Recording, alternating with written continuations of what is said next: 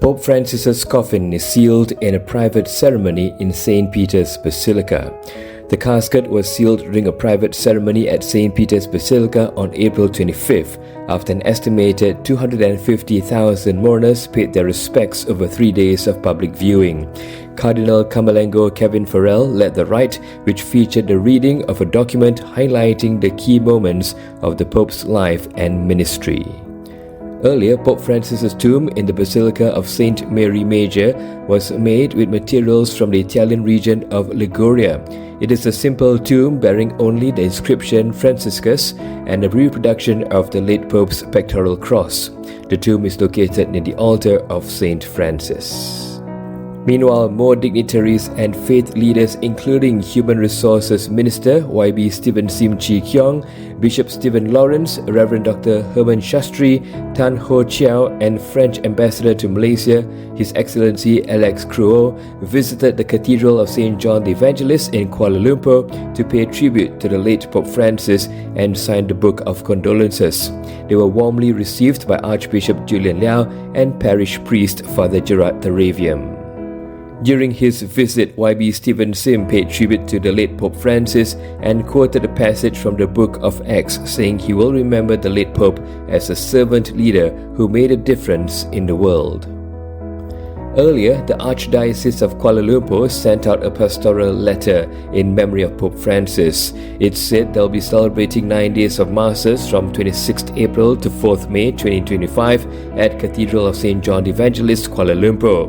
All parishes are required to ring their church bells for 2 minutes on Saturday, 26th of April at 4 p.m. when the funeral starts. All parishes are requested to observe 1 minute of silence before the sunset mass on Saturday, 26th of April.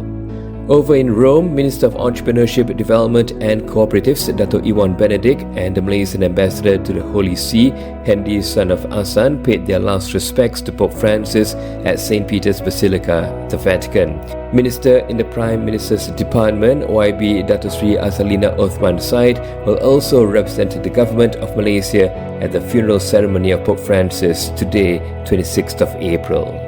Over in Cebu, thousands gathered at the Sacred Heart Cathedral for a final farewell mass for Pope Francis, where Bishop Joseph He praised him as a true witness of the risen Lord. A photo of Pope Francis was placed beside the Jubilee Cross, symbolizing his spiritual journey with the faithful throughout the diocese. The evening ended with mourners lining up to pay their last respects to the beloved Pope. Meanwhile, the United Nations paid tribute to Pope Francis' legacy of unity and humanity. It said on its Facebook page, as mourners honor the life of Pope Francis, the UN remembers him as a messenger of hope, humility, and humanity. Our world will be a better place if we follow his example of unity and mutual understanding. Meanwhile, the Vatican announced, following the funeral mass at St. Peter's on April 26th, Pope Francis' remains will be taken in procession to St. Mary Major Basilica, where a group of poor and marginalized individuals, including the homeless, prisoners, migrants, and transgender people, will offer a final farewell, each holding a white rose in accordance with his final wishes. For many, he was like a father. To end our top 10 at 10, we've picked a post from the Facebook of EWTN Asia Pacific that on the feast of Our Lady of Good Counsel, today, that's April the 26th, the Church bids farewell to Pope Francis, entrusting him to the care of the mother he deeply loved. Known for turning to Mary throughout his papacy, Pope Francis is remembered for his merciful leadership and for guiding the faithful toward her loving counsel. That's a wrap for today's Top 10 at 10. Remember, all the links to the stories in this episode will be in the description.